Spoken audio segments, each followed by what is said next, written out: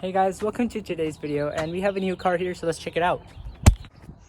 Okay, so we have the 2021 Dodge Charger R model, I think, RL model here, and we're going to be reviewing it. I have chapters linked down on the scroll bar, so you can go check that out if there's a specific part of the video you want to check out. Otherwise, stay to the end to hear the exhaust note of this thing too, which I'm going to be showing, and let's get started. Okay, so first off, starting from the outside, you can see that there's these two little light bulbs with the side middle bar that continues through the middle. And unlike some other cars, the middle light bar here actually does light up during the night and throughout the day if you don't have your running lights on and you have the actual lights on. On the side, you can see that it has a pretty decent, average, honestly normal sedan profile, I would say. These are the stock wheels that you get as well. And this one, as tested, is around 32K when it first came out. In the front, you have your headlights as well, and as well as the Dodge badge incorporated into the grille. And you do get heated mirrors and heated seats, which I'll be showing later on the inside as well. Alright, so next here I have the key fob for the car. This is the key fob. Fairly standard Dodge key fob. You have this little button on this bottom here where you can pull out the actual key as well. There you go. That's the actual key to get into the car. Obviously you don't have to use this. It has the proximity sensor as well. Here we have the unlock and lock buttons, the triple tap for the trunk, as well as the double tap for the auto start, which I'll be showing next. So for the auto start functionality, all you have to do is click this button twice. It'll honk twice. And it starts. And to turn it back off, all you have to do is click it a single time. And the car stops itself as well. Obviously, once you actually get in, you do have to start it again just so that the car can actually run. This is just to have the air conditioning on before you get in, or if you just want to warm up the car before you climb inside on a cold day. And now let me take you inside. Alright, so here's a quick inside look through before I actually start the deep thorough review of the car's interior. There's a triple seat layout like most cars. These leather seats are heated but not ventilated. They are also heated in the back, which I'll show in a bit. But let me start the car with this engine start button, which is located right here. And of course, you have to keep your foot on the brake to start it first. And that's your digital gauge cluster. So it's partially digital, partially analog. You have two analog dials on both sides. This is for the RPM, that's for the miles. And it does show you your miles in the middle as well. To adjust the screen, all you have to do is use these buttons here, as you can see. And you can fairly easily adjust and go through all the different functions as well. On the steering wheel here, we have the cruise control, as well as the horn in the middle. And here's the call and cut and pick up button for the phone calls. The gear lever here in the middle, fairly standard. Just click this button and shift into gear. And in the middle, we have this 8.5-inch touchscreen display. This is a 2021 model, so obviously it's not going to be the best, but Dodge doesn't have Apple Carplay or Android Auto, if that's something that's a big concern for you. They do have other ways to get through that, like they have Bluetooth media, which is honestly fairly good. It can do a lot of the same stuff on there, but it can't connect through other apps that you could use through Apple CarPlay. There is ventilated seats in the front again, but there's heated seats in the back, not ventilated in the back.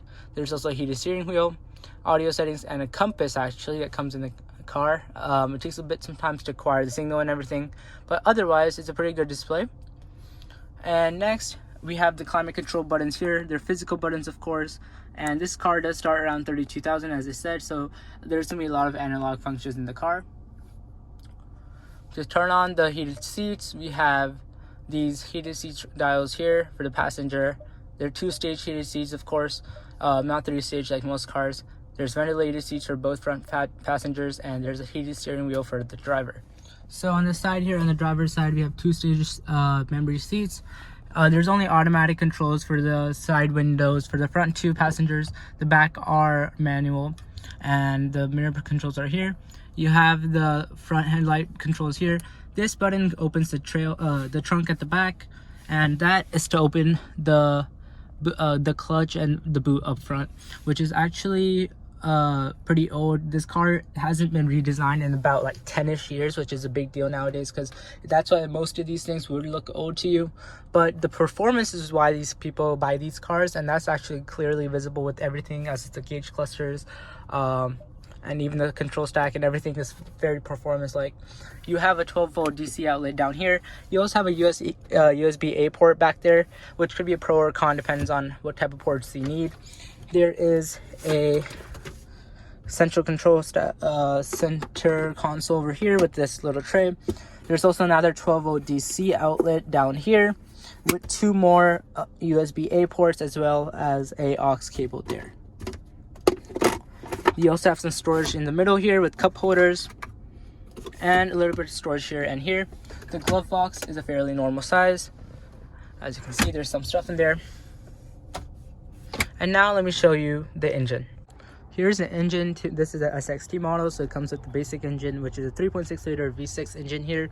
It makes about 290 to 300 horsepower, and it does look pretty massive. Of course, it's a bit dusty and musty here because I haven't really opened this in a while.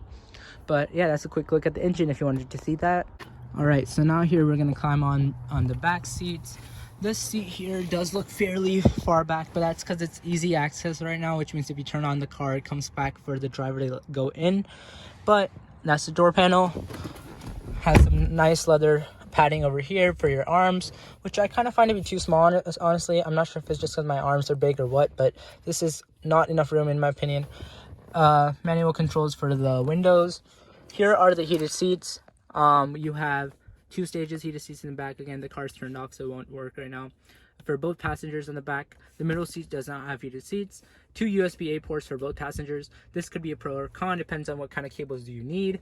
But anyway, here's the rest of the car. Now for the moment you all have been waiting for, I'm gonna go rev the engine so you guys can check out the exhaust note.